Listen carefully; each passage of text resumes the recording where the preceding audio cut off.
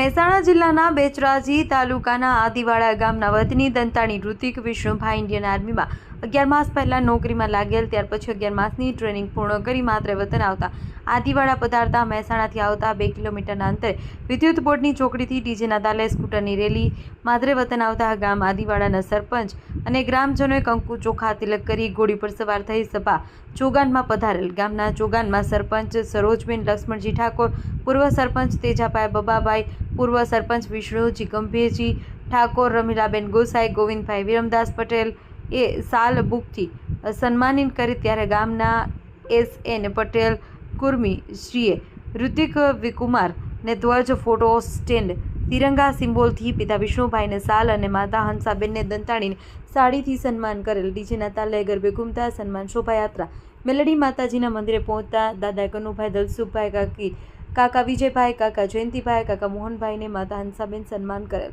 ગામના દંતાણી સમાજના દીકરાનું ગર્વ સાથે ભવ્ય સન્માન કરેલ. Reporter SN Patel Kurmi, news of Patan, Mehsana.